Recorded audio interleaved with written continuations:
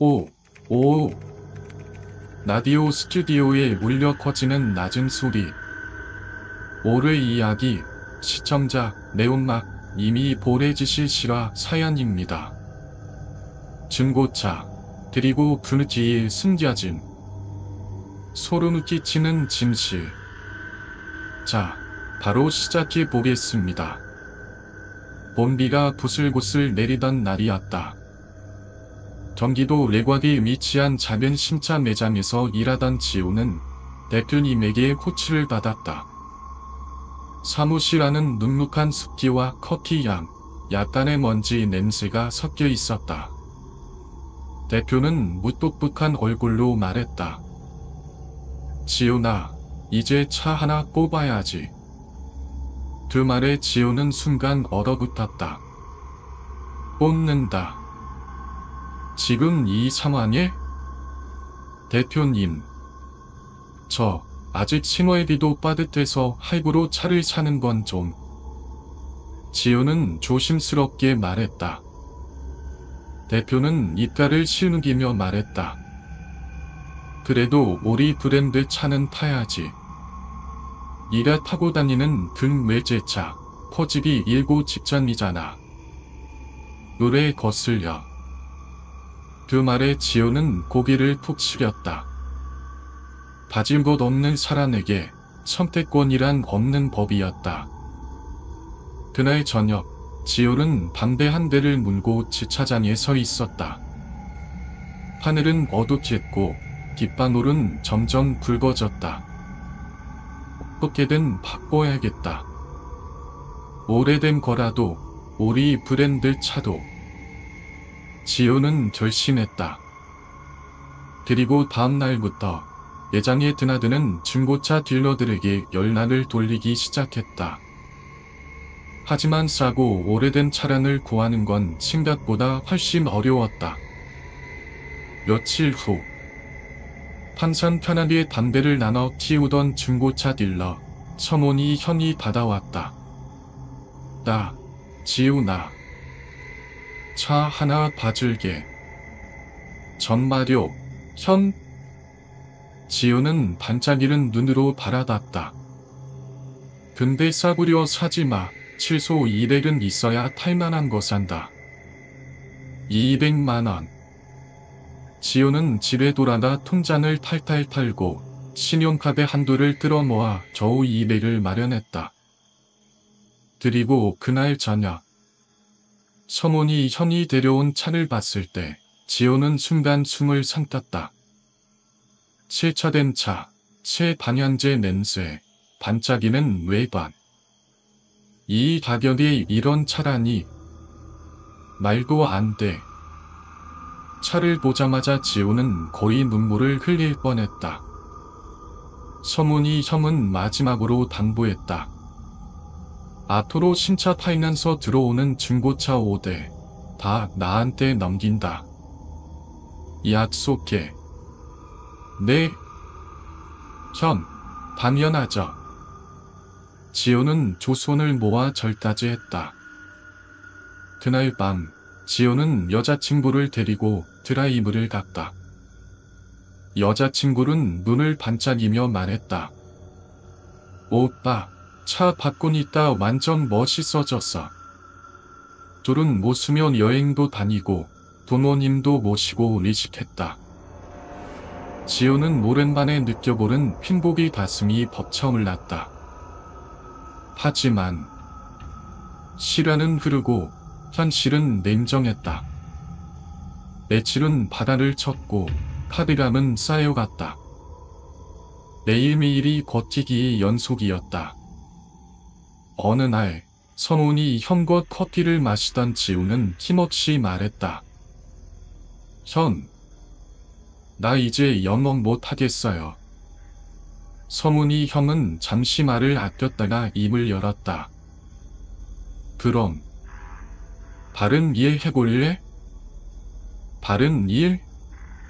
쓰일지 말고 서온 길은 일, 탁송. 지호는 만선했다. 현, 근데 그거 뭔데요? 1150 준다. 원룸도 제공. 신외비도 아끼고 돈도 모을 수 있어. 1150. 지름의 지온에게는 엄청난 금액이었다. 그렇기에 지온은 탑송 일을 하기로 결심했다. 며칠 후 지온은 새로 일할 곳으로 향했다. 충청북도의 한 작은 마을. 차로 3시간. 가는 길은 점점 인적이 드물어졌고 풍경은 시골스러워졌다. 기포장도로 다툼 보이는 목숨 단판, 지침기의 한마디. 여기가 맞나? 지호는 불안한 마음을 애써 다잡으며 철을 몰았다. 그리고 드디어 도착한 곳. 퍼름한 공업 사이여 작은 조립식 건물. 그곳이 지온이 앞으로 일할 탑송 사무실이었다. 대표는 50대 초반의 남성이었다. 임사는 무뚝뚝했지만 이의는 있었다. 지온 씨, 반가워요. 여기선 간단해요. 대표는 짧게 설명했다. 절대 남의 사업장에 허락 없이 들어가지 말 것. 차를 탈 때 반드시 방석을 딸고 앉을 것. 키를 잘 챙기고 뒤칙은 엄수할 것. 반신했다. 하지만 뭔다. 꺼림칙했다. 지호는 작은 얼룩에 짐을 풀었다. 퍼른했지만 따뜻했다. 찬밥으로는 논밭이 펼쳐져 있었고 멀리서 개 짖는 소리가 들렸다. 침대에 누운 지호는 찬장을 바라보며 중얼거렸다. 뭐 괜찮겠지. 돈을 모아서 다시 시작하면 돼. 그렇게 스스로를 다독이며 잠이 들었다. 하지만 그는 몰랐다. 자신이 발을 들인 이곳이 단순한 처음 길은 일이 아니라는 걸. 그리고 이 작은 선택이 그의 인생을 손브릿째 뒤흔들 거라는 걸. 처음 며칠은 아무 일도 일어나지 않았다. 지호는 작은 언론에서 눈을 뜨고 하루 종일 공업사 근처를 맴돌았다. 가끔 대표님에게 문자가 오면 공업사 주차장에서 차를 몰고 목적지까지 옮기고 다시 버스를 타고 돌아오는 일상을 반복했다. 일은 단순했다. 생각보다 힘들지도 않았다. 괜찮은데? 지호는 생각했다. 350만 원 숙소 제공. 식비 아껴가며 모으면 금방 목돈이 될 것 같다가. 하지만 첫 번째 이상한 점은 기칙에서 시작됐다. 대표는 신신당부했다. 절대 다른 사업장 들어가지 마. 특히 뒤쪽 공터, 조립식 건물은 손도 대지 마. 처음엔 별로 신경 쓰지 않았다. 하지만 매일같이 공업사 주변을 돌다 보면 자연스럽게 눈에 들어오는 풍경이 있었다. 공업사 뒤편, 철조망 너머로 보이는 작은 조립식 건물. 낡았지만 사람의 흔적이 느껴졌다. 때로는 어렴풋이 불빛이 새어나오기도 했다. 두 번째 이상한 점은 차였다. 지온이 옮기는 차들은 대부분 외관이 멀쩡했다. 시차도 되어 있고 냄새도 나지 않았다. 하지만 운전할 때마다 느껴지는 섬뜩한 위화감. 이상하게 끼걱거리는 시트. 바람 맷뒤에 남은 지워지지 않는 얼룩. 판기고 깊숙한 곳에서 올라오는 미세한 곰팡이 냄새. 그리고 무엇보다도 차 안에 흐르는 이상한 공기. 마치 누군가나 아직 남아있는 것처럼. 마치 보이지 않는 시선이 등을 바라보는 것처럼. 지호는 점점 신경이 곤두섰다. 그러던 어느 날, 비 오는 늦은 오후, 대표님에게서 문자가 왔다. 지훈 씨, 오늘은 특별히 조심해야 해. 차 운전할 때 꼭 중간에 멈추지 말고 바로 목적지로다. 문자를 읽은 지훈은 순간 멈칫했다. 왜? 하지만 따질 수는 없었다. 그저 지시대로 따를 뿐이었다. 지훈은 곰목사 주차장으로 향했다. 그날 맡은 차량은 은색 지명 세단이었다. 겉보기에는 멀쩡했다. 차 문을 열고 들어선 순간 지훈은 얼굴을 찡그렸다. 니지한 썩은 내. 시차 냄새도 아니고 담배 냄새도 아니었다. 마치 오래된 숙지나 지하실에서 맡을 수 있는 눅눅하고 곰팡내 나는 그런 냄새. 지훈은 얼른 창문을 살짝 내리고 시동을 걸었다. 빨리 가자. 고속도로를 달리던 중이었다. 길은 약해졌지만 하늘은 여전히 잿빛이었다. 주변은 온통 회색으로 물들어 있었고 라디오에서는 옛날 발라드가 흐르고 있었다. 지호는 뭔가 불안했다. 손등에 소름이 돋았다. 등줄기에는 식은땀이 났다. 그리고 뒷미러. 순간 지호는 백미러로 몸단을 봤다. 뒷좌석에 흐릿하게 앉아있는 사람의 형체. 지호는 극불이 그를 밟을 뻔했다. 하지만 꼭 참고 애써 고개를 돌리지 않았다. 없어. 없어. 찰떡이야. 그렇게 스스로를 속이며 운전대를 잡았다. 목적지에 도착했다. 기어 있는 주차장. 아무도 없었다. 지호는 급히 차를 세우고 차 키를 놓고 최대한 빨리 자리를 떴다. 뒤도 돌아보지 않고 뛰었다. 숨이 턱끝까지 차올랐다. 숙소에 돌아온 후 지호는 침대에 누워 천장을 바라봤다. 창밖에서는 빗방울이 창문을 때리고 있었다. 내가 뭘 본 거지? 지호는 혼란스러웠다. 분명히 봤다. 백미러에 뒷좌석에 사람 같은 무언가를. 하지만 동시에 믿을 수 없었다. 그날 밤 잠을 설치던 지호는 꿈을 꿨다. 어두운 차 안. 아무도 없는 뒷좌석. 하지만 느껴지는 무언가의 시선. 꿈속에서도 그는 똑같이 차를 몰고 있었다. 그리고 백미러를 볼 때마다 뒷좌석에서 점점 가까워지는 다만 형체.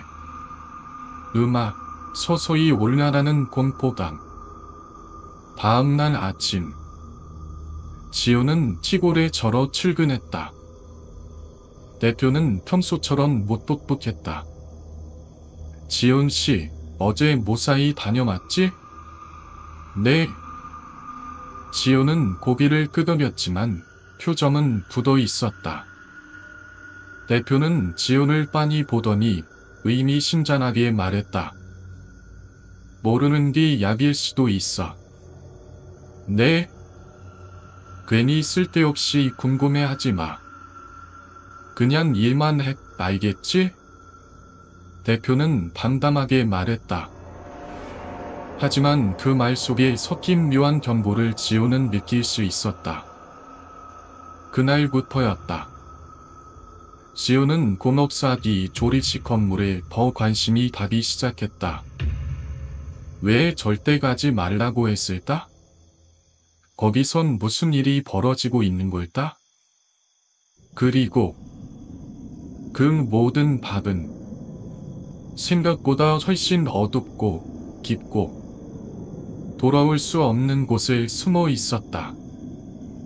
겉보기엔 아무 일도 없는 평온한 나날이었다.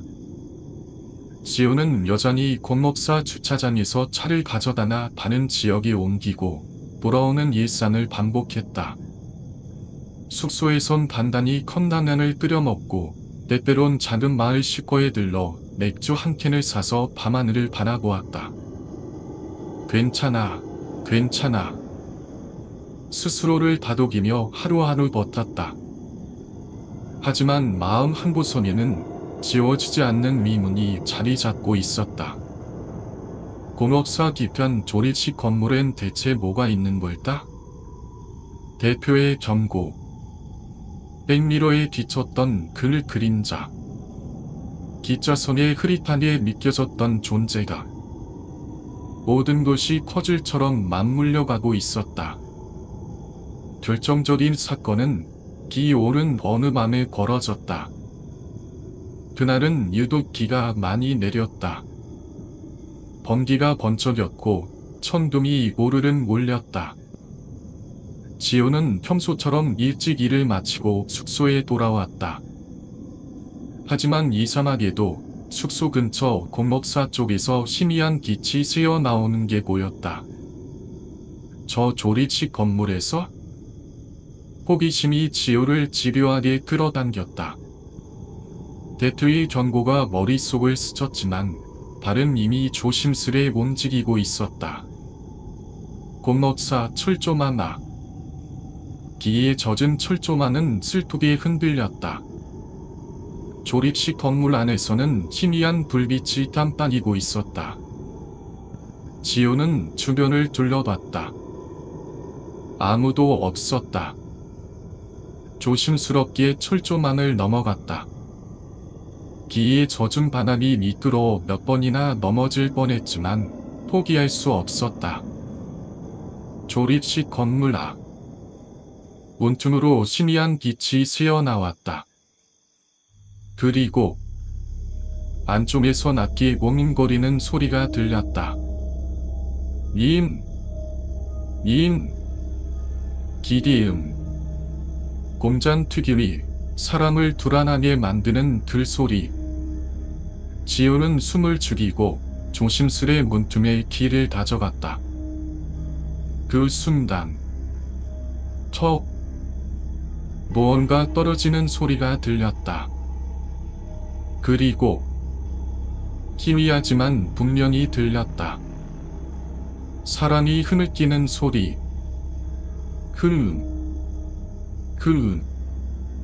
지온의 숨자는 미친 듯이 뛰기 시작했다. 나다야 해. 지금 당장 나다야 해. 머리는 그렇게 소리쳤지만 몸은 얼어붙어 있었다. 호기심, 공포, 도망치고 싶은 본능. 모든 감정이 뒤엉켰다. 그때였다. 문이 삐걱 열리기 시작했다.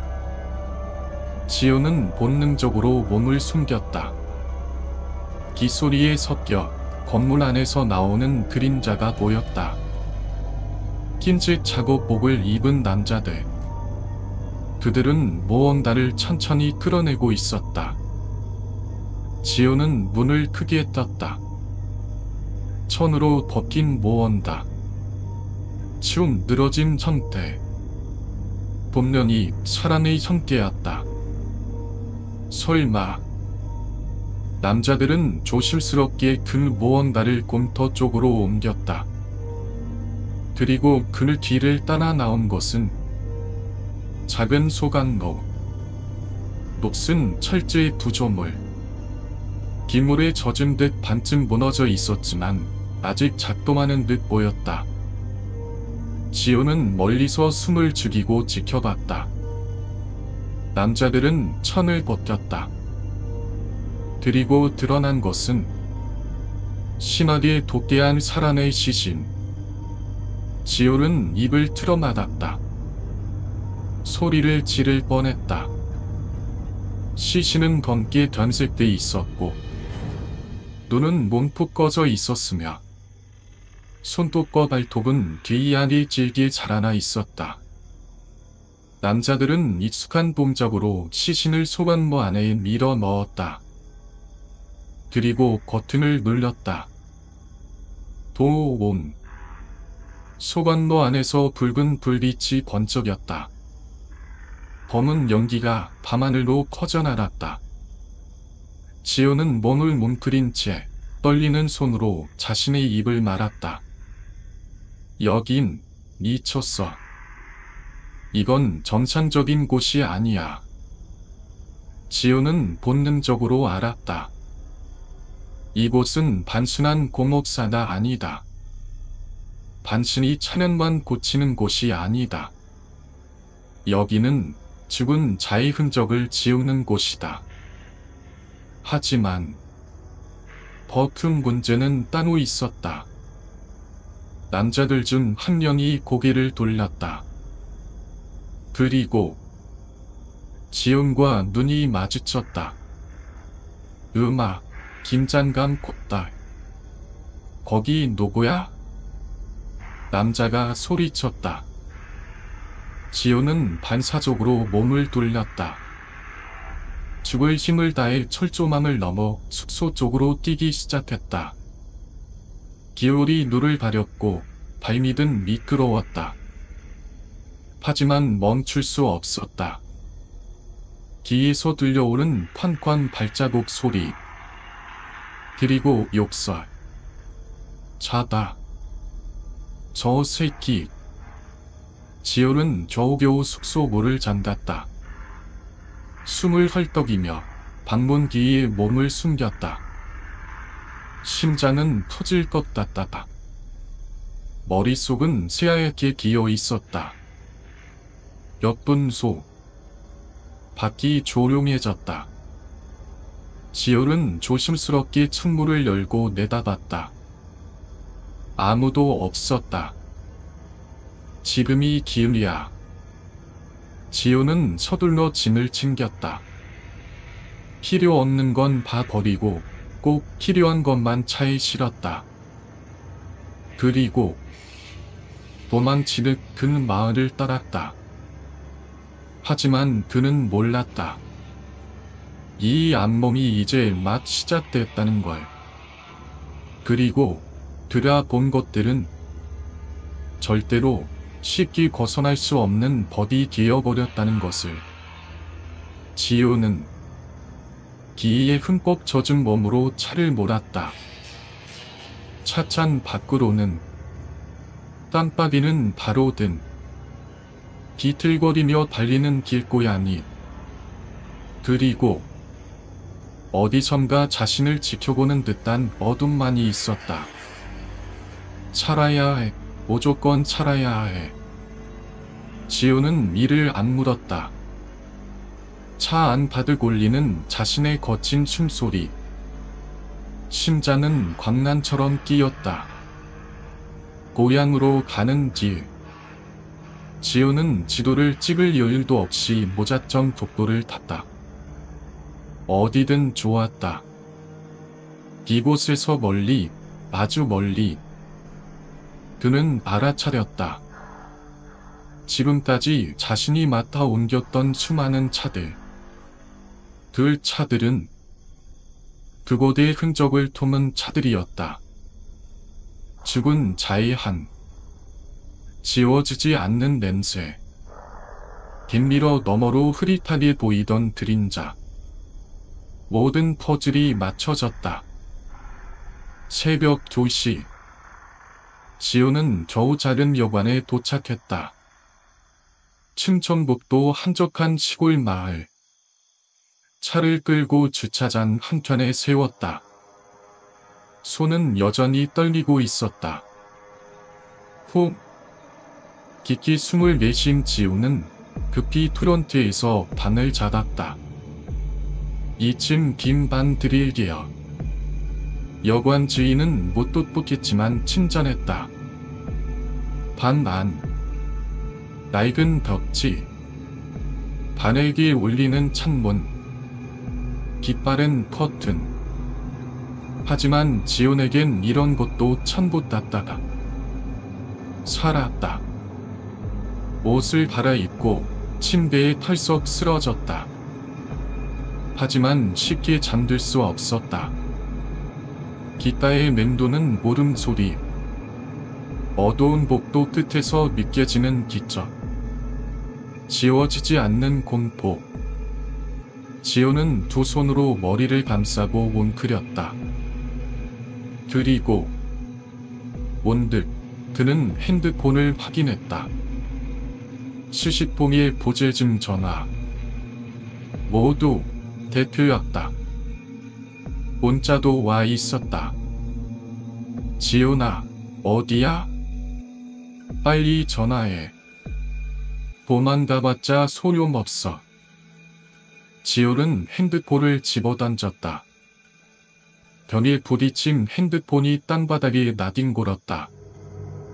심장은 다시 미친 듯이 뛰기 시작했다. 새벽 3시 15분. 밤하는 숨막힐 정도로 고요했다. 지호는 침대에 누워 이불을 목까지 끌어올린 채 떨고 있었다. 그때였다. 또다. 복도에서 들려오는 발소리. 규칙적인, 천천히 다가오는 누군가의 발소리. 지호는 숨을 참았다. 방문아. 발소리가 멈췄다. 정적. 길고 끈적한 정적. 지호는 길을 쫑긋 세웠다. 그리고 도어락이 흔들리는 소리. 누군가 문을 열려 하고 있었다. 지호는 온몸을 굳혔다. 걸쇠.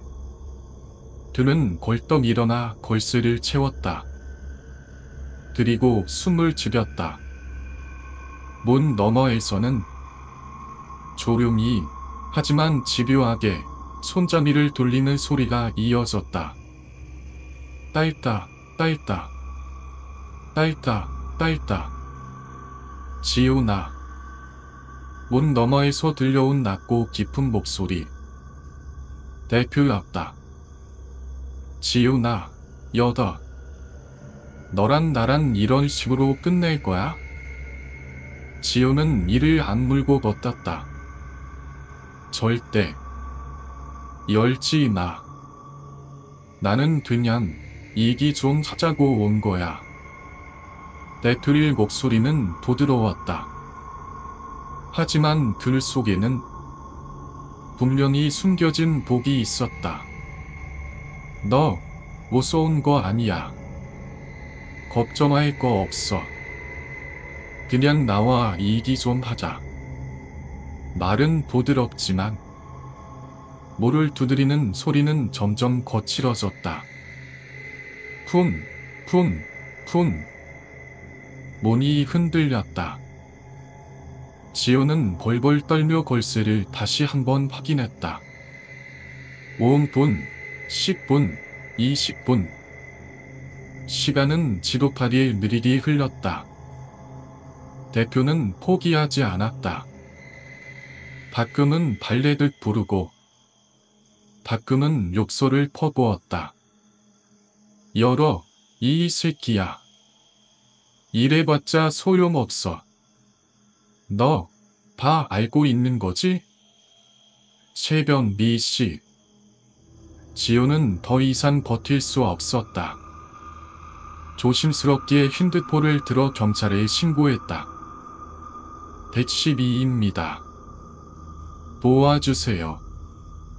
사람이 제 방문을 부수려 하고 있어요. 경찰은 빠르게 대응했다.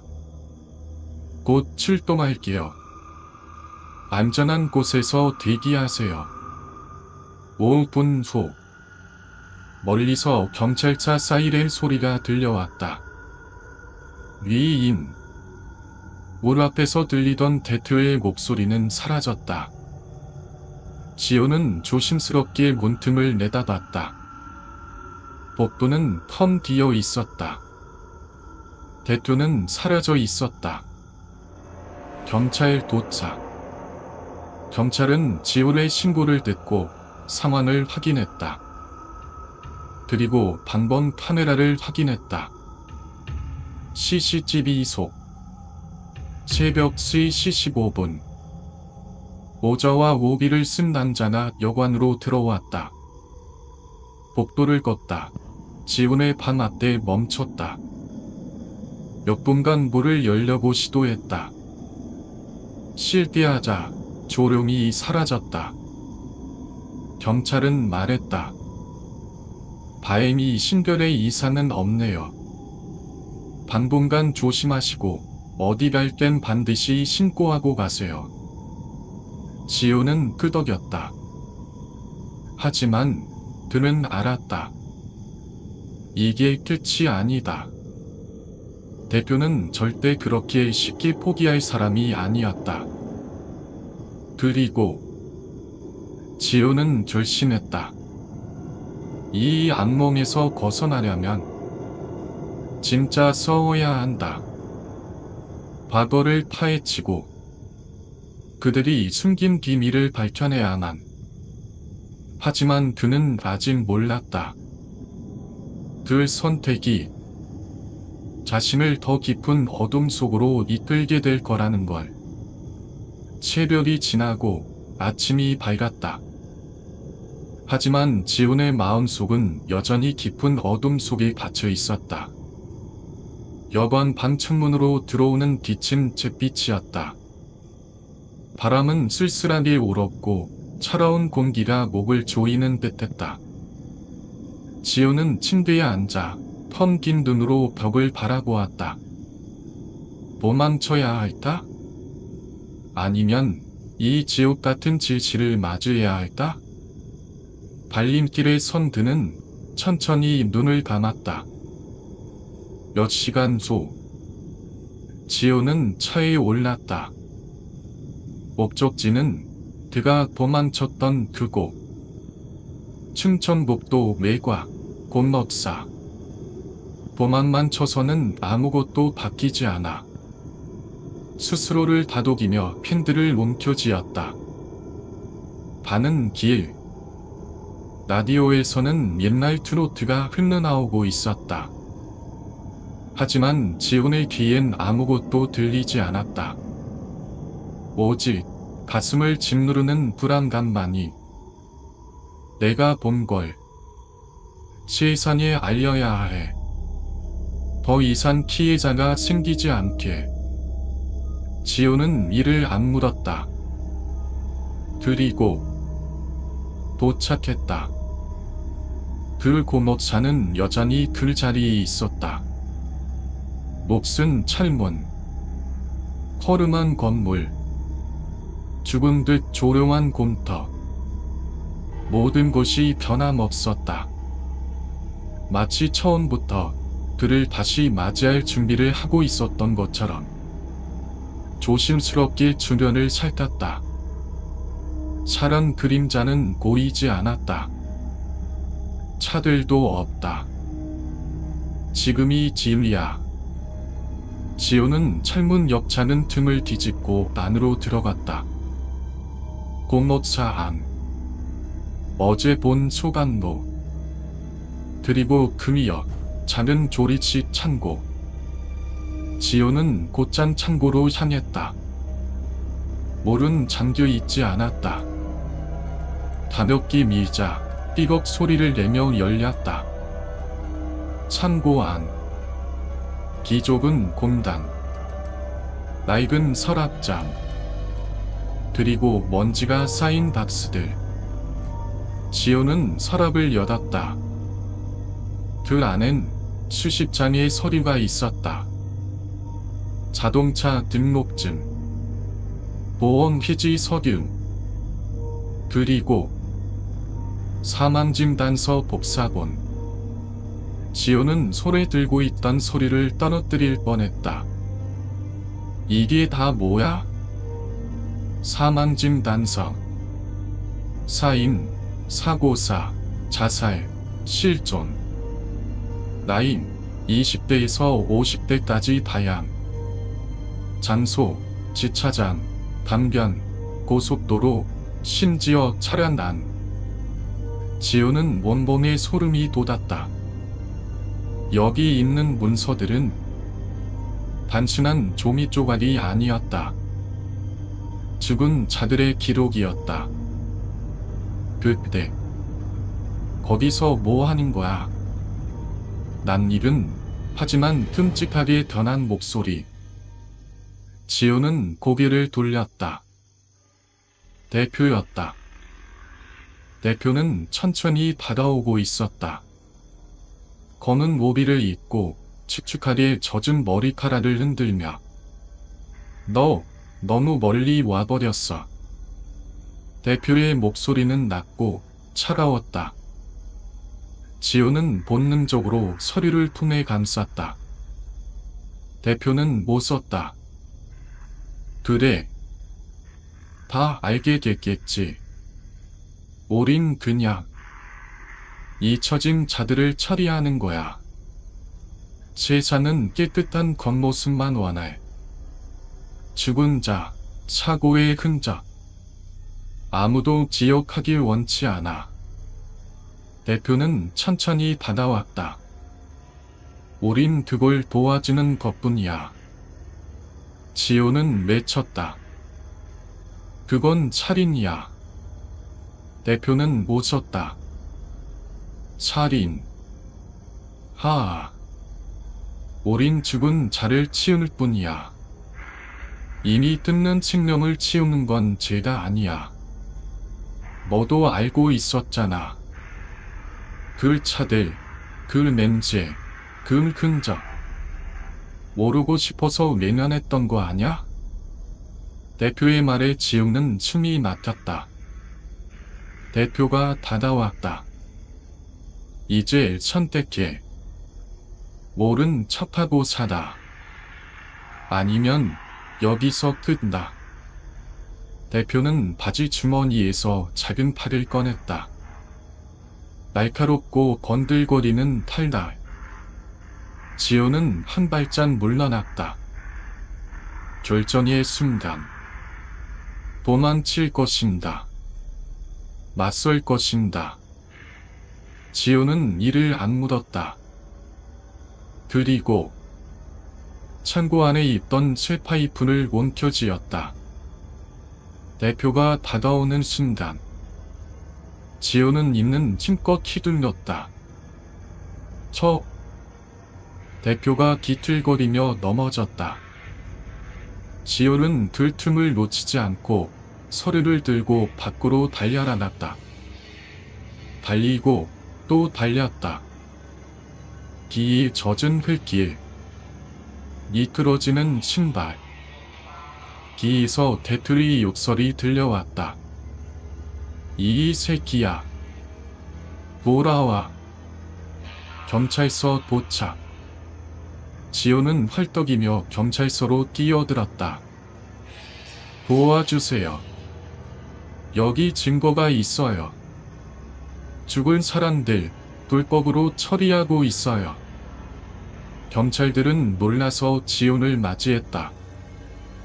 그리고 서류를 확인한 순간 상황은 급변했다. 그날 밤 경찰 특공대가 공록사로 들이닥쳤다. 대표는 체포되었고 도록사 안에서는 여러 도의 시신이 추가로 발견되었다. 언론은 발칵 뒤집혔다. 충청북도 지역 불법 장례 은퇴 사건. 죽은 자의 차를 세탁해 중고차로 1톤. 뉴스는 하루 종일 이 사건을 다뤘다. 그리고 지우는 경찰 조사에 협조하며 고호를 받게 되었다. 한동안 세상과 연락을 끊고 조용히 살았다. 어느 날 지우는 바닷가 작은 마을에 내려다 혼자 조용히 걷고 있었다. 짙은 파도 소리, 거센 바람. 그는 하늘을 올려다보았다. 살았다. 하지만 깊은 밤이 되면 밭은 차를 몰고 달리는 꿈을 꾼다. 뒷좌석에서 느껴지는 시선. 백미러에 흐릿하게 비치는 그림자.